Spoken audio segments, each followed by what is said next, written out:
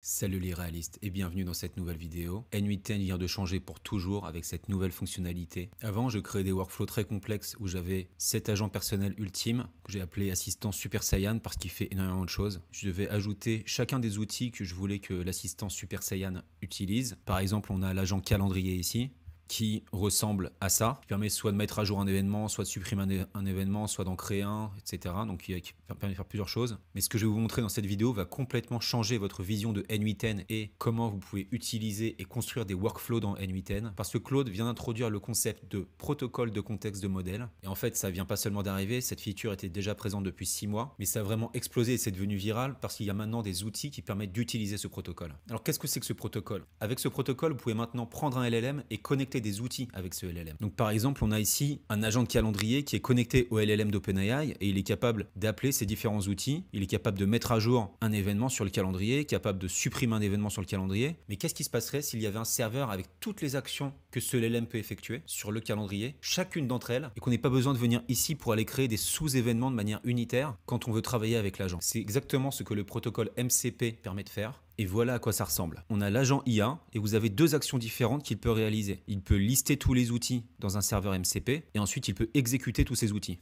Donc imaginez un instant que je prenne cet assistant personnel et maintenant au lieu de construire tous ces sous-agents et dans chaque sous-agent avoir toutes les différentes actions, je vais simplement lui donner différentes connexions au MCP, lui demander de faire des recherches en ligne, d'agir sur le navigateur à ma place, se connecter à mes emails, se connecter à mon Drive, se connecter à Notion. Et d'ailleurs, Notion, c'est un excellent exemple. Si on se met sur l'agent Notion que j'utilisais jusqu'à présent, si vous voulez ajouter un outil Notion, ce que vous allez voir, c'est qu'il y a tellement d'actions que vous pouvez effectuer sur Notion que pour construire toutes les différentes actions de manière unitaire, comme aller créer des datas dans une base de données. Vous avez aussi des pages dans Notion. Dans les pages, vous pouvez avoir des tableaux. Dans les tableaux, vous pouvez avoir des lignes, des colonnes. Vous voyez ici toutes les ressources qu'il est possible d'utiliser pour l'agent Notion, simplement. Donc, il y a énormément de complexité si vous allez lister tous les cas de manière unitaire. Okay, et vous couvrirez a priori jamais l'ensemble des cas possibles. Vous allez simplement créer des cas par rapport à vos cas d'utilisation. Mais maintenant, c'est fini. Tout ce dont vous avez besoin aujourd'hui, c'est d'un serveur MCP Notion que vous pouvez appeler. Donc, vous pouvez connecter votre assistant personnel directement à des serveurs MCP avec un accès à tous les différents outils que Notion possède. Et à chaque fois qu'ils mettront à jour des fonctionnalités ou des outils dans le serveur MCP, ce sera automatiquement répliqué dans le serveur MCP auquel vous avez accès. Donc vous n'aurez pas à ajouter de nouveaux sous-agents ou de nouveaux sous-événements. C'est ça la grosse force des serveurs MCP. Maintenant, quand j'ai commencé à configurer, j'ai trouvé une façon très efficace et je vais vous dire exactement comment j'ai fait. Donc on a ce GitHub qui s'appelle N8N Nodes MCP qui permet justement d'installer des nodes MCP dans N8N. Ok ? Comme vous voyez, on a tout le process d'installation. Donc ce que je me suis dit, c'est ok, je peux aller utiliser Claude ou ChatGPT ou un autre LLM et simplement lui demander comment on peut installer au plus vite les nodes MCP. Mais au lieu de ça, ce que je me suis dit, c'est qu'on allait utiliser Cursor. Cursor, c'est quoi? Cursor, c'est un éditeur de code qui permet simplement de construire du code à partir de prompts. Et donc si vous installez Cursor sur votre machine, c'est très simple. Une fois que vous avez téléchargé Cursor, vous allez ouvrir un dossier et créer un dossier agent MCP. Une fois que vous avez créé ce dossier, vous allez simplement l'ouvrir et vous allez pouvoir créer un nouveau fichier setup. N'ayez pas peur, ça peut être impressionnant parce que c'est un éditeur de code, etc. Mais vous n'avez besoin d'avoir aucune notion de code, quelle qu'elle soit. Simplement, suivez étape après étape ce que je vous dis et tout va bien se passer. Ce que vous avez juste à faire, donc là, tout ça sera vide dans votre dossier agent MCP. Il va falloir que vous créez un nouveau fichier et vous allez appeler ça setup.md. Moi, je l'ai déjà créé, donc je ne vais pas le créer ici. Et dans ce fichier setup.md qui est ici, vous allez copier-coller le guide que je vous mettrai dans la description. Vous copiez-collez ça directement dans Cursor, dans le fichier setup, et vous allez lui dire installe tout dans la commande de chat, installe tout selon les instructions du setup.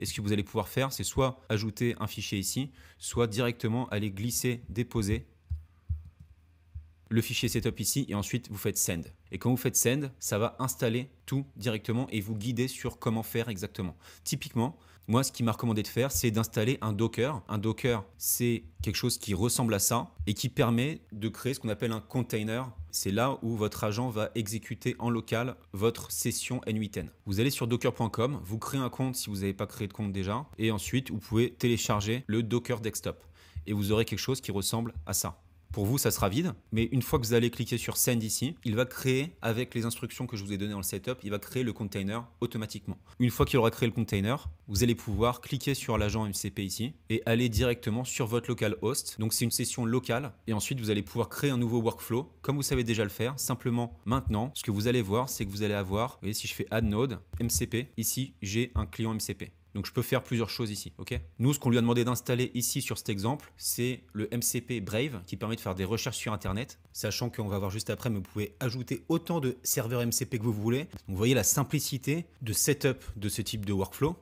d'une, et la complexité des serveurs. Vous allez appeler les serveurs et ensuite sur les serveurs, il y a toutes les actions que vous pouvez faire. Et ça va être fait de manière automatique avec les prompts que vous allez donner au modèle OpenAI ici.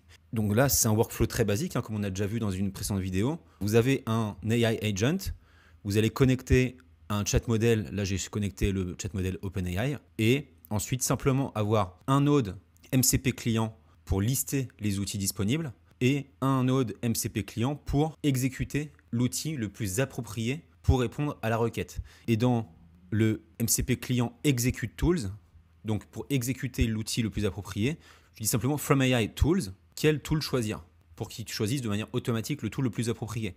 Et pour vraiment sécuriser ça, je rappelle au sein de l'agent IA dans les prompts système, je lui dis utilise l'outil le plus adapté pour répondre à la demande de l'input.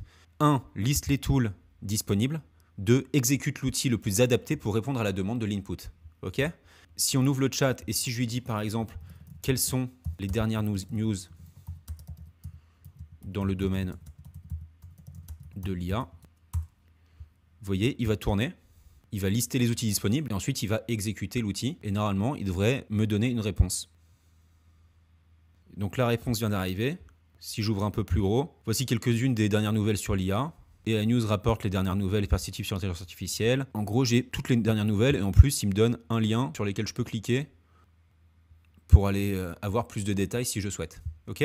Donc ça, c'est typiquement juste un use case possible de recherche sur Internet, sachant que, et ça je vais vous le mettre aussi en description, je vais vous donner un lien qui vous permet d'avoir accès à tous les serveurs MCP disponibles. Vous avez plusieurs librairies de serveurs. Moi, j'aime bien celle-là parce qu'elle est assez clean. On a l'ensemble ici des serveurs disponibles. Donc là, on utilisait Brave pour cet exemple pour faire des recherches sur Internet, mais vous allez pouvoir installer les MCP serveurs que vous voulez. Vous avez également d'autres bibliothèques de MCP serveurs si jamais vous voulez jeter un œil. Vous avez la plus grosse bibliothèque qui s'appelle mcp.so qui répertorie plus de 3000 MCP serveurs. Donc là, vous pouvez concrètement faire à votre assistant Super Saiyan ce que vous voulez concrètement. On a vraiment passé une étape au niveau des agents IA. On est sur de l'agent 2.0 clairement parce que là où avant, vous avez bien compris, il fallait définir tous les sous-événements de manière unitaire pour que l'agent sache quoi faire. On a pris l'exemple du calendrier de Notion. Aujourd'hui, vous connectez simplement à MCP Server Notion, MCP Server calendrier Google, etc. Et automatiquement, directement embarqué dans l'MCP Server, vous avez l'ensemble des fonctionnalités. Et le LLM, en fonction du prompt que vous allez lui donner, il va savoir exactement quel sous-événement créer ou utiliser pour répondre à votre requête sans que vous ayez à le construire vous manuellement. Personnellement, j'adore. Aujourd'hui, vous avez bien compris que ça tourne en local. Là, on est sur un local host. Donc, si vous avez une version online, vous n'avez pas encore accès au MCP, ça viendra peut-être. Accessoirement, je vous ai montré dans cette vidéo comment vous pouvez installer self-host, ce qu'on appelle donc hoster en local, héberger en local une instance N8N au sein d'un Docker. Si vous avez aimé cette vidéo, si vous avez appris des choses, n'hésitez pas à le dire en commentaire. Sur cette chaîne, on construit beaucoup d'automatisation avec Make, avec N8N, des agents IA qui sont de plus en plus poussés. On va utiliser de plus en plus sur cette chaîne Cursor qui est extrêmement puissant. On build, on teste, on améliore, on répète. C'est le cycle normal de tout système vertueux. Donc, je vous invite à mettre les mains dans le cambouis et à tester ça. Amusez-vous. N'hésitez pas à me dire en commentaire ce que vous en avez pensé et on se voit dans une prochaine vidéo. À très vite. Ciao.